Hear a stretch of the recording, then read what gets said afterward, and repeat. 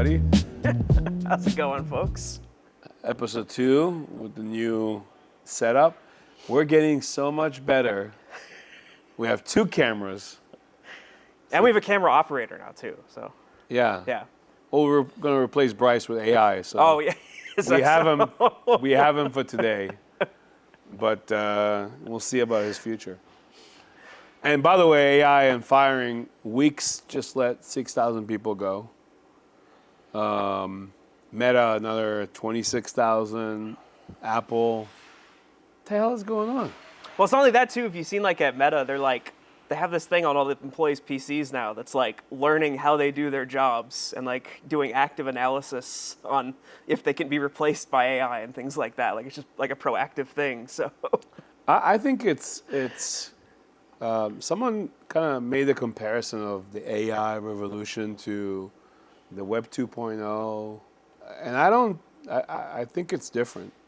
I think when Web 2.0 came in, I remember because I'm old enough to remember, it's all opportunities. Everyone was coming into software, the industry of development, and there was huge growth propelled by big companies, but also individually. So you never thought, okay, people are losing their jobs. It was added to the market, more jobs. Here, now that I'm looking at the AI and the component that make what AI is, I think you need to, I'll say that, I think you need to start worrying about jobs.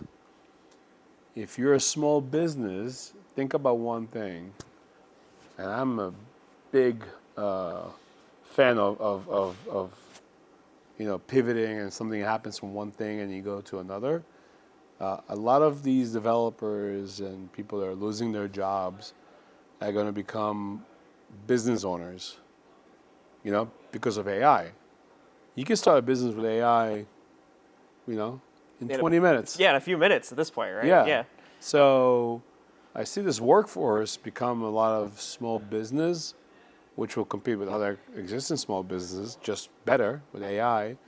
So it's definitely an opportunity, but I think it's going to take a couple of years until people see the opportunity. Yeah, I think what it'll turn into, especially for a lot of like more entry level to mid level like individuals, I think we'll see a lot more freelancing. I think become a thing as well, where people, kind of like how I have like my little like sales bot that's been built on like my little server and things like that have like specific use cases for AI and things like that they've honed on their own over a period of months and years, and they kind of offer to lend that out basically. Like sure. It's like maintainers or kind of like human in the middle type people. They're like, yeah, my AI can do X, Y, Z, like that sort of thing, and offer those services to companies on a freelance basis. So I think we're gonna see a lot of that over the next, I don't know, like 12 months, maybe a little early for that becoming like a normal thing, but I think like the 12 to 24 month span, I think we'll see that normalize a little more.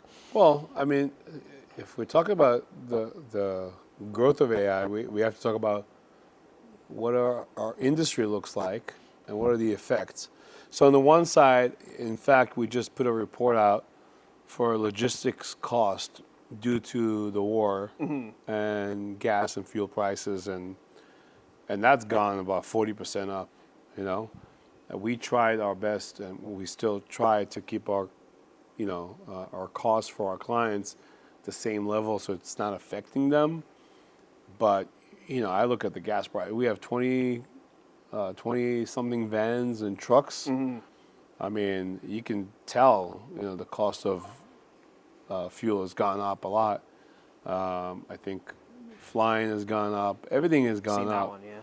And on the technology side of things, we used to buy these computers that we power our kiosks for, in the $500 to $600 range. It's almost up to $900 because all those AI companies are generating more need for these devices.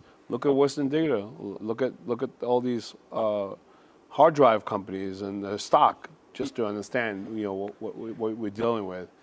So I think we're experiencing a very unique year that the results of it will not be able to tell. We won't be able to tell until next year, or maybe even 2028. What's the impact? So. And it's hitting everything too, like anything that has a chip in it effectively, because there's so much demand for that stuff. I mean, just in the last 48 hours, Valve, who, if folks don't know, maintains the biggest gaming platform on PCs, Steam. They are a game developer themselves as well. They went into the world of hardware about 5 or 6 years ago. I mean, they've been in it longer than that, but like their own OEM hardware basically. And they have had this cool little console out for a few years now, and it originally was pretty cheap. You could get it for like $400. You could play most like new games on it and stuff like that. It's just a little handheld like Linux PC. 48 hours ago, they raised the price of it across all models by like 40% because of just the demand they're seeing for chips and things like that. And despite that, all those models, even with the higher pricing, still completely sold out, like within 24 hours. I think it's easy to justify price increasement for logistics, for things that are tangible that you read about. Everyone knows gas prices went up, and you can make the case with a client. We tried.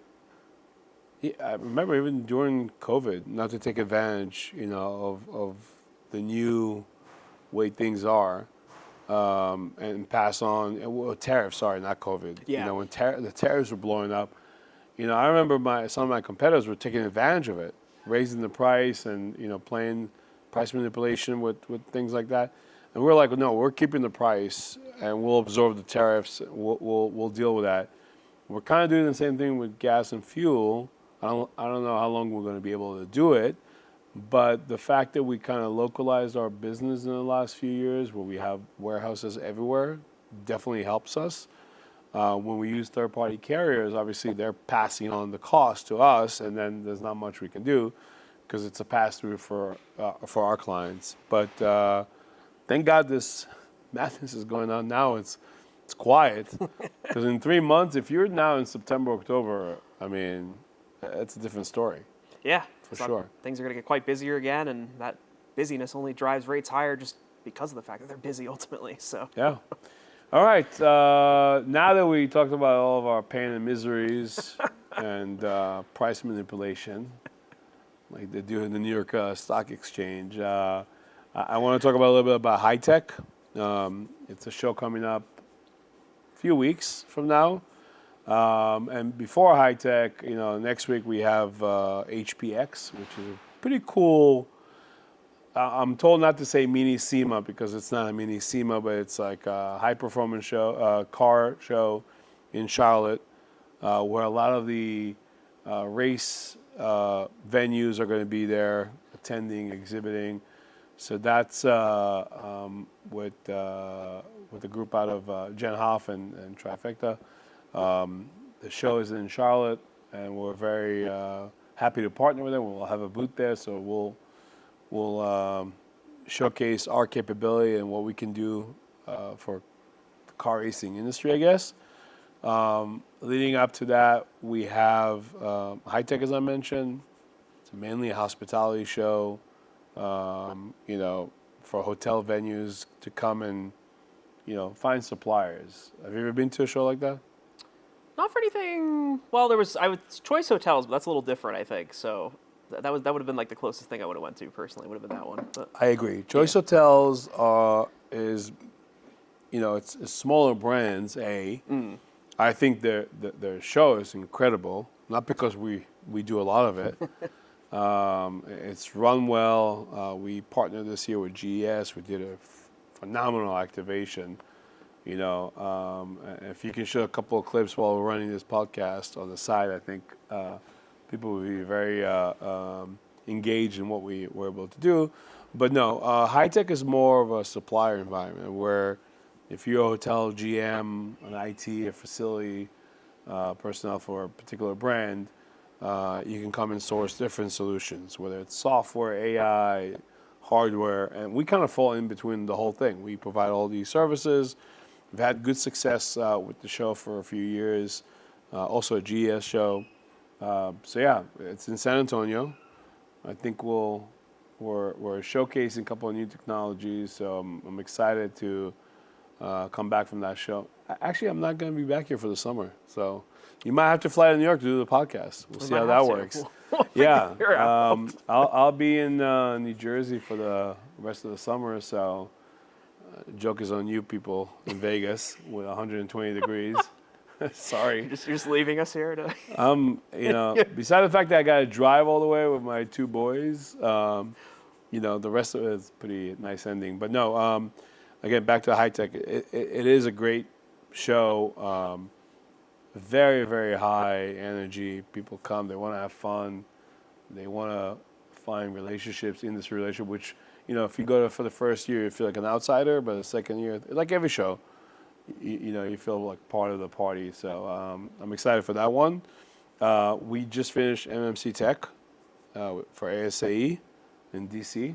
It finishes as we speak right now. It's 4 o'clock there. They're probably, getting to roll out. And again, another, it shows how many verticals we have. You go to one show, we work with, the exhibitors. Another one, we work with organizer, with show management. And then we go to high tech, where we work with permanent solutions. So, very exciting times and upcoming summer. So, Awesome. Looking forward to it. Make sure you guys catch us at all those shows for sure, as we'll be there to answer your questions, tell you about all of our products, LED, touchscreens, whatever the case may be. Make sure you find us there, Yeah, and this showroom here is starting to shape up. I think a few more weeks we'll do a nice, toast and start inviting people. Because I think, yes, you see it on camera and it looks nice, but in person it's like you get to experience this.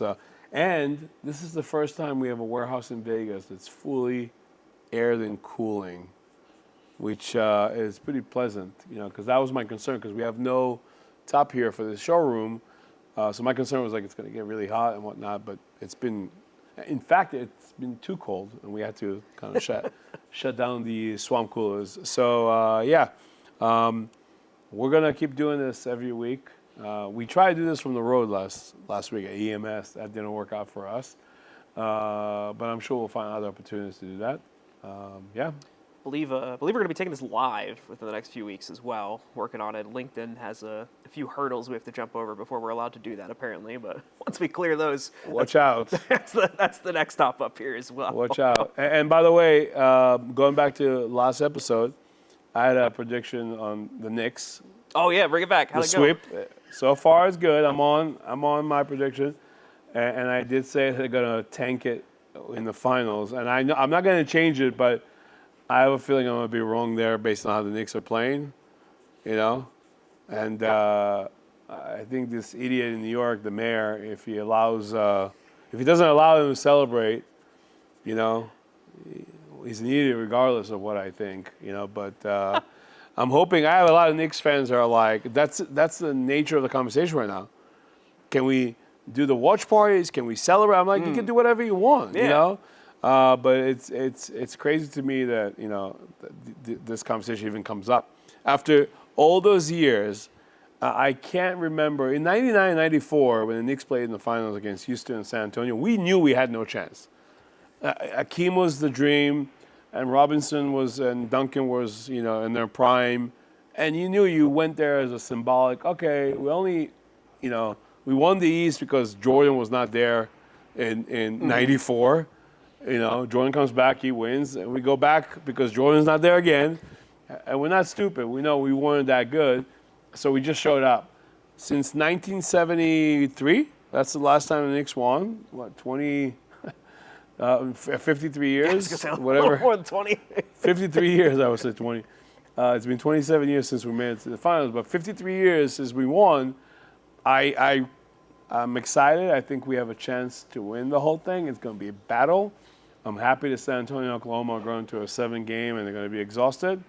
It's a different style of basketball. I'm happy we can actually speak about basketball on this podcast. That's my passion. In fact, when we go live, we have a basketball room right here. I think that's going to be part of us going live because Run a third camera over there next week. Yeah. I think we should have a camera there, And I promised Dahlia I'm not going to tell anybody what happened last time when we played.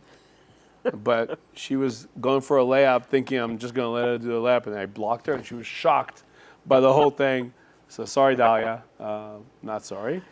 But yeah, it should be fun. Going live, I think we get to also move around the space and show people, what we're all about, and maybe let them ask questions and interact with us. And yeah, I'll be properly dressed when we go live. Sounds, So sounds I'm like those news, casters where they have no pants, it's just the suit. I'm wearing pants, but shorts. So yeah. Anyway, enjoy another nice weekend after a very long Memorial weekend. Memorial Day, yeah. Memorial Day weekend, and we'll see you on the next one.